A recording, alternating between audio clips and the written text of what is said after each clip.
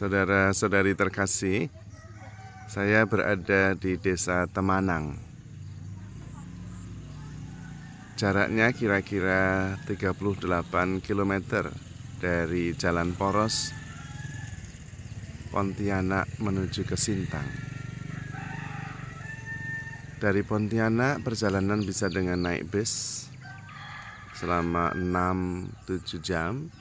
Kemudian berhenti di Simpang Kayu Lapis dan masuk ke dalam kurang lebih 1,5 jam.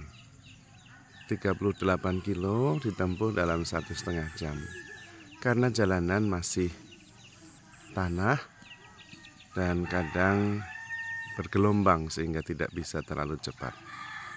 Struktur desa atau kampung Temanang dan juga kampung-kampung di Kalimantan Barat kebanyakan mempunyai lapangan besar di tengah dan kemudian ada gereja, ada rumah panjang atau balai adat, dan kemudian ada sekolahan, kemudian rumah-rumah berada di sekelilingnya.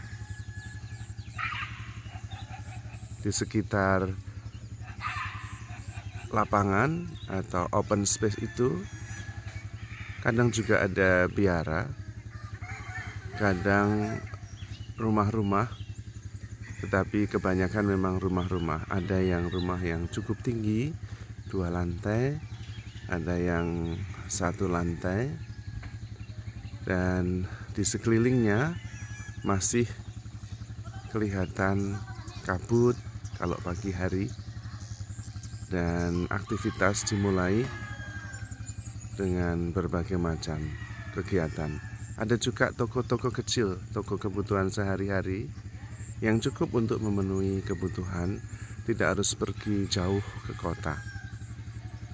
Biasanya desa-desa atau kampung-kampung yang lain juga mempunyai struktur yang sama, open space di tengah dan rumah-rumah, warung-warung, dan juga gereja dan balai adat atau tempat pertemuan. Dengan struktur yang semacam ini, maka seluruh anggota masyarakat saling mengenal dan juga saling mendukung satu sama lain. Relasi cukup dekat dengan adanya kegiatan-kegiatan bersama di balai adat.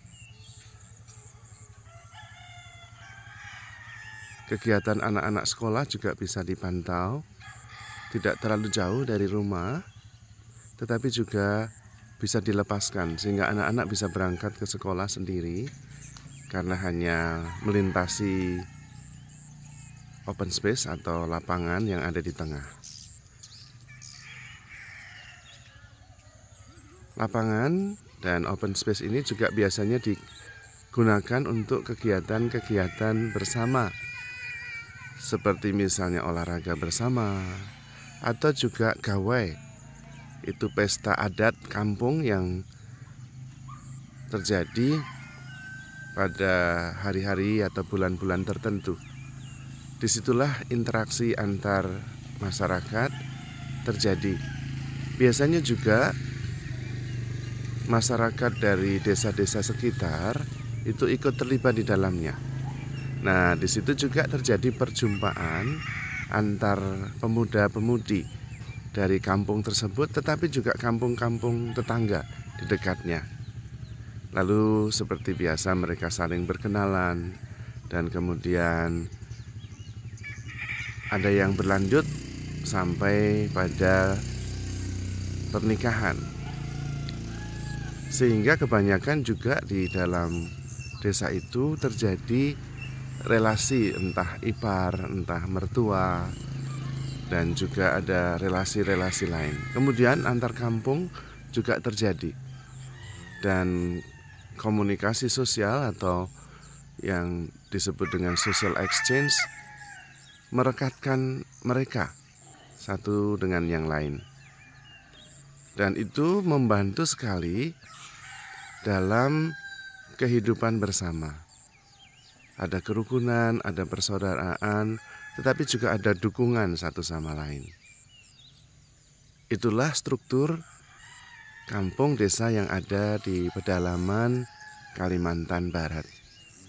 Kita sudah jarang menemukan hal seperti itu di kota, sehingga social exchange atau pertukaran sosial sering tidak terjadi.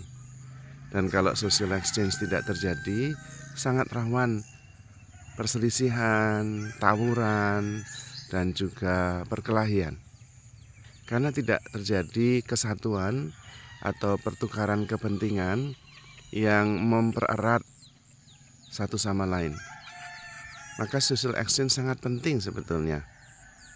Perlu diusahakan wadah, wahana, sarana untuk berjumpa secara sosial, di mana masing-masing anggota masyarakat mempunyai status yang sama sebagai warga. Relasinya tidak tergantung pada status sosial, tetapi kegiatan bersama yang menyatukan, meleburkan sesama warga. Di situ yang bisa sangat membantu satu sama lain. Tetapi tentu dengan doa bersama, kegiatan keagamaan bersama juga mempersatukan mereka. Kita berusaha bagaimana caranya agar kita selalu bersatu, rukun, karena sebetulnya kita mempunyai martabat yang sama sebagai manusia, sama juga sebagai sesama warga, yang tentu kalau bersatu saling mendukung, hidup jauh lebih membahagiakan. Apalagi kita menyadari bahwa kita sangat dikasihi oleh Tuhan. Maka saudara-saudari terkasih, handle yourself with care because you are loved. Tuhan memberkati.